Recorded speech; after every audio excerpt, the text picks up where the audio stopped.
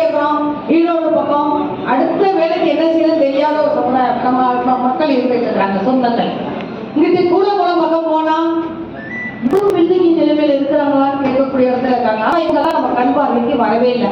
ஆனா நாம ஒவ்வொருத்தருக்கும் கல்வியில உதவுறோம், பெரிய தொழிலதிபர்களா இருக்கணும்னு சொல்லிட்டே இருக்கிறோம். ஒரே இடத்துல கவனிக்கப்படாத மக்களாகவும் இங்க வாழ்ந்துகிட்டே இருக்கிறோம். இந்த இடத்தை எப்போ மாற்றி அமைக்க போகிறோம்? இப்படியே ஒரு தேக்க நிலையை நாம் நகர்ந்து கொண்டே போனால் நமக்கான இடம் இனி என்னவாக இருக்கும்? நமக்கான இடம் என்னவாக இருக்கும்? சமுதாயத்திற்கான அரசியல் இருப்பு என்னவாக இருக்கிறது? அரசியல் இருப்பு எத்தனை பேர் நம்ம அரசியல்ல நமக்கான பங்குல இருக்கிறோம்? சௌந்தரபாண்டியனார் அரசியல் எம்எல்சி ஆன உடனே அவர் பெரிய அறிக்கை கொடுக்கிறார். இன்னைக்கெல்லாம் நான் சமுதாயத்தை குறித்து பேசுறேன்னு சொன்னா கொஞ்சம் கூச்சம் வேணும். ஓ, சாதி பத்தி பேசுறீங்களா அப்படின்னு ஒரு கூச்சம் வந்துருக்கு எல்லாருக்கும். இல்ல சாதிய தலைவரா நம்ம சுருக்கிடுவாங்களோன்னு பயம் வந்துருக்கு. சௌந்தரபாண்டியனார் புஸ்தகம் போட்டோன்னே எல்லாரும் கேட்டாங்க, ஓ நீங்க ஜாதி அப்படின்னு போறீங்களா அப்படின்னு. ஏன் நான் பிறந்த மண்ணுக்கு சொந்தக்காரர், இந்த அத்தனை பேரையும் உயர்த்தி விட்டவர், அத்தனை சமுதாயங்களையும் உயர்த்தி விட்டவர். அவரை நான் பேசுறேன்னா வேற யாரும் பேசுவாங்க? நீ சாதியில நான் சாதியில நிக்கிறேன்னு சொன்னா சொல்லிட்டு போ. ஆனா பட்டி வீரம் பட்டி எல்லாவற்றையும் கடந்து நிக்கிறதுக்கு எனக்கு பழக்கி விட்டுருக்கு. எல்லா சமுதாயத்தையும் கடந்து நிக்கிறதுக்கு பழக்கி விட்டுருக்கு. சௌந்தரபாண்டியனார் ஒவ்வொரு அவரை சட்டமன்ற அமர்வுலையும் பேசுறாரு. 2 கேள்வி கேட்கிறாரு ஒவ்வொரு முறையும். நீங்க கவனிச்சு பாத்தீங்கன்னா தெரியும். ஒரு கேள்வி தன் இனத்துக்கானதாக இருக்கிறது, ஒரு கேள்வி தன் இனத்துக்கானதாக இருக்கிறது, இன்னொரு கேள்வி ஒட்டுமொத்த சமுதாயத்துக்கானதாக இருக்கிறது. அப்படி இன்னைக்கு அரசியல்ல அந்த தெளிவோட நாம செயல்படுறதுக்கு தயாரா இருக்காமா? என்னுடைய சமுதாயத்துக்கான சிக்கல், இதை நாம பேசுறதுக்கு தயார். இன்னும் சொல்ல போனா சமுதாயத்துக்கான சிக்கல் என்னன்னே நாம இன்னும் கண்டறியவே இல்லை. அதை நம்ம யோசிக்கவே இல்லை. அரசியல் இல்லைன்னா பரவாயில்ல, நாங்க தொழிலை பார்த்துக்கிட்டே போயிட்டு இருக்கிறோம். ஆனா பல இடங்கள்ல ஒரு பக்கம் கடையில அடி வாங்கி ஒருத்தர் இறந்து போனா யாருக்கு தகவல் வருதுன்றதே தெரியல. பொள்ளாச்சி பக்கம் ஒரு பிரச்சனை நடக்குது. பெண் குழந்தை கொலை செய்யப்படுகிறது, தற்கொலைக்கு தூண்டப்பட்டு அது தற்கொலை செய்ய வருகிறது. செய்தி நம்மளுக்கு வந்தே சேரதில்லை. காரணம், நாம ஒரு கட்டுமானத்தோட இல்லை. எனக்கு தகவல் பரிமாறதுக்கு நம்ம கால் இல்லை. ஒவ்வொரு தகுதியும் நான் கஷ்டப்படுறேங்கிறத பலமா பேசிக்கிறதுக்கு கூட என் சொந்தம் இல்லை. தொடர்பு வேணும்லங்க, தொடர்பு வேணும். அந்த தொடர்பு நீ கேட்கிறேன். பட்டி வீரன் பட்டி பொறையாறுல நாடார் சங்கம் பிறந்துச்சு. பட்டி வீரன் பட்டி மூலமாக வளர்த்தெடுக்கப்பட்டு மதுரையில போனோன்னு நின்று மீனாட்சி ஆட்சியில அப்படி பிரமாதமா இருந்துச்சு. ஆனா இன்னைக்கு இந்த 2 பெரிய சங்கங்கள், நாடார் சங்கம்னா 2 பெரிய சங்கங்கள் தான் பெருமையா பேசிட்டு இருக்கிறீங்க. வேற யாரு இருந்தாலும் நாங்க தான் பேசிட்டு இருக்கோம். நாடார் மாதர் சங்கமும் தட்சிண மாநகர சங்கமும் இன்னைக்கு பல கோடிக்கு அதிபதிகளாக இருந்தும் இந்த சமுதாய மக்களுக்கான என்ன பணிகளை ஆற்றிக் கொண்டிருக்கிறது, எந்த இடத்தில் நிற்கிறதுங்கிற மிக முக்கியமான கேள்வி இருக்கிறது.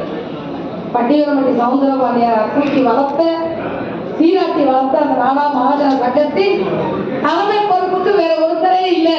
அடுத்த சமுதாயத்தில் அடுத்த தலைமுறை வர இடமே இல்லையா அப்படிங்கிற கேள்வி எல்லாம் இருக்கு. இன்னும் பல இடங்களில் சமுதாய சொத்துக்கள், இந்த சங்கங்களுக்கு சொந்தமான சமுதாய சொத்துக்கள் விற்கப்பட்டு கொண்டே இருக்கின்றன. இதை மிக முக்கியமாக தான் நம்ம பார்க்கணும்னு நான் நினைக்கிறேன். அப்படி கடந்து போய்விட முடியாது, அவ்வளவு எளிதல்ல. போற ஊர்ல எல்லாம் ஒரு மண்டபமோ ஒரு கல்யாண மண்டபமோ ஒரு லாட்சோ கொண்டு வர்றதுக்கு ஒரு காரணம் இருந்தது. நம்ம சமுதாயம் ஒவ்வொரு இடத்துலயும் நம்ம அதை கண்டு அனுமதிக்க மாட்டாங்க. மதுரையிலேயே வெளியில ஊருக்கு வெளியே தங்குங்கன்னு சொன்ன கதையெல்லாம் இருக்கு.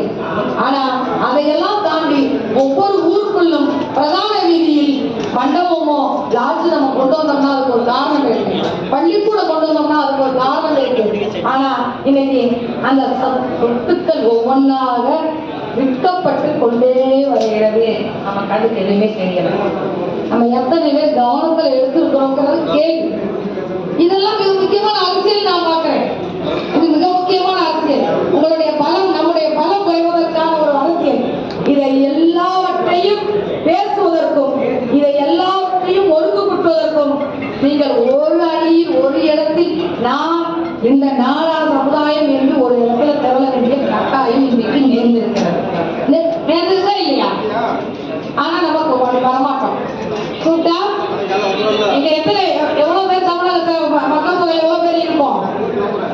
எவ்வளவு பேர் இருப்போம்? 1.5 கோடி பேர். 1.5 கோடி பேர்ல பாதி பேர் கூடக்கூடிய ஒரு மாநாடை நம்மளால் செயல்படுத்த முடியுமா?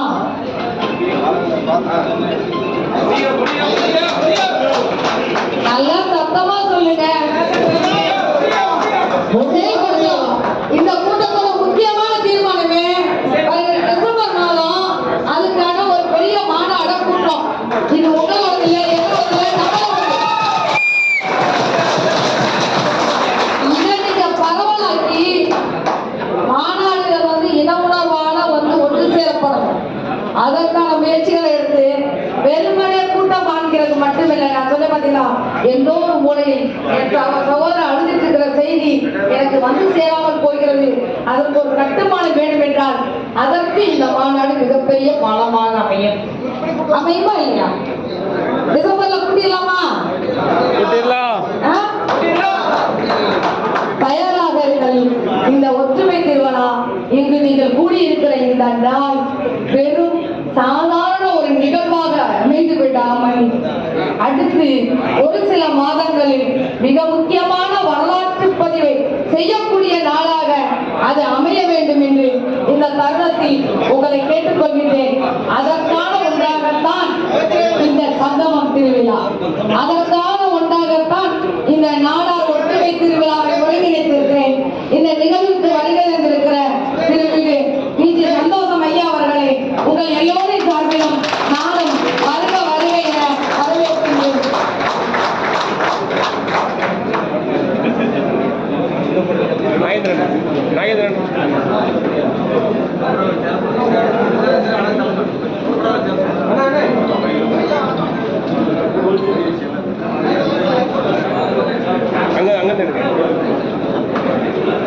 ஒன்று மிக முக்கியமான அந்த தகவல் மாநாடு குறித்த தகவல். இரண்டாவது, எந்த ஊரில் இந்த தமிழகத்தின் எந்த மூலையில் இருந்தாலும் நம் இன சகோதரருக்கோ அல்ல சகோதரிக்கோ ஒரு சிக்கல் வந்தால் எங்கிருந்தாலும் இங்க இருக்கிற அத்தனை பேரையும் நம்ம தொடர்பு கொள்வதற்கு இந்த கூட்டம் ஒரு வாய்ப்பாக அமையும்.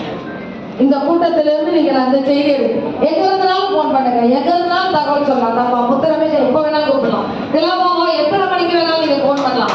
எங்க இருந்தா பொள்ளாச்சியில கூட கற்பனை பண்ணிக்கிட்டா மக்களுக்கு தூண்டுதலை பரபரமா இருக்கிறவங்க கிளம்பி ஓட முடியும், எங்க வேணாலும் வர முடியும். அந்த அந்த அந்த நிகழ்வு நடைபெற வேண்டும். அதற்கு இந்த ஒற்றுமை திருவிழா மிக முக்கியமான அடித்தளத்தை அமைக்க வேண்டும். எந்த பகுதியிலும் சமுதாயத்தின் சொத்துக்களை விற்க ஒரு இடத்தில் அனுமதிக்க மாட்டோம் என்ற உறுதியை இந்த ஒற்றுமை திருவிழா மாநாட்டிற்கு நாம் எடுக்க வேண்டும். இன்னொரு மிக முக்கியமான விஷயம், கண்ணுக்கு தெரிஞ்சும் தெரியாமலும் காமராஜரும் நமக்கு முன்னோடிகள் சௌந்தரவடியனால மறந்துட்டாங்க. திராவிட இயக்கங்களின் ஆதி புள்ளி அவர் தான். அந்த சுயமரியாதை இயக்கம் இல்லைன்னா இவங்க யாருமே இல்லைன்னா மறந்துட்டாங்க. ஆனா மறந்துற காரணம் நாம தான் நிறைய பேசிருக்கோம். சௌந்தரபாண்டியனாரோ அல்லது காமராஜர் பெயரையோ எந்த இடத்திலிருந்தும் நீக்குவதற்கு நாம் அனுமதிக்க கூடாது. எந்த இடத்திலிருந்தும் நீக்குவதற்கு அனுமதிக்க கூடாது. நீங்க புதுசாலாம் வைக்க வேணாங்க. காமராஜர் பேரை எல்லாரும் சொல்லுவாங்க, தாராளமா சொல்லுவாங்க. இன்னும் சொல்ல போனா சிலைகளை விட தலைவர்களை பேச வைக்கிற வேலையை நாம தான் நம்ம தலைமுறைக்கு செய்ய வேண்டும். அந்த பணியையும் நாம நடத்த போகிற மாநாடு செய்துதான்.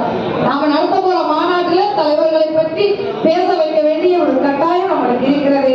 எனவே இன்றைக்கு நிகழ்வுக்கு வந்திருக்கிற ஒவ்வொருத்தரும் உண்மையிலேயே மேடையில் இருப்பவர்கள் மட்டுமல்ல, மேடைக்கு முன்னால் வீட்டுக்காது இந்த வித்தியாசமே இல்லை. நம்ம ஒன்று கூடியிருக்கிறோம். அந்த வகையில் இந்த ஒற்றுமை திருவிழா என்ற வார்த்தையை மிக முக்கியமானதாக கருதி முத்துரமேஷ் நாடார் அவர்களின் கடுமையான உழைப்பை அங்கீகரித்து இந்த அரங்கத்தை எடுத்துக் கொள்ள உங்கள் அத்தனை பேருக்கும் முத்துரமேஷ் அப்படின்னா அவர் மட்டும் இல்லை, அவர் கூட இருக்கிற அத்தனை பேரையும் அத்தனை பேருக்கும் இந்த கிரமத்தில் வாழ்த்துக்களையும் வணக்கங்களையும் தெரிவித்துக் கொண்டு தொடர்ந்து இணைந்து பயணிப்போம். வேறு யாரும் சொல்லிக் கொள்வதல்ல, வீரம் மட்டும் நான் பேசுவதல்ல, உழைப்பையும் விவேகத்தையும் இந்த உலகுக்கு சொல்லிக் கொடுக்கின்ற தலைமுறையாக சமுதாயமாக நாம் இருக்கின்றோம். அதை என்றும் பத்திரப்படுத்துவோம். அதற்கு இன்னமும் ஒருவரின் கைகளை ஒவ்வொருவரும் இறுக பற்றிக் கொள்வோம். எந்த தருணத்திலும் நாம் எல்லா சந்தர்ப்பங்களையும் ஒன்றிணைவதற்கு இந்த திருவிழாவை முக்கியமானதாக மாற்றி காட்டுவோம். டிசம்பர்ல மிகப்பெரிய மாநாடை செயல்படுத்துவதற்கு எல்லாரும் இது களத்தில் ஒற்ற குரலாக கொடுக்க வேண்டும். எல்லோரும் கரமிடைய வேண்டும் என்று இந்த தருணத்தில் கேட்டுக்கொண்டு இந்த விழாவிற்கு வருகை தந்திருக்கிற அத்துணை பேரையும் மீண்டும் ஒரு முறை வணக்கத்தையும் வாழ்த்துக்களையும் தெரிவித்துக் கொள்கின்றேன். உழைப்பும் விவேகமும் வெல்லட்டும். நாடா சமுதாயத்தின் பத்திரகாளியில் பேர் சொல்லக்கூடிய மாநாடு வெல்லட்டும். விரைவில் அமையட்டும். நன்றி, வணக்கம். ஒற்றுமை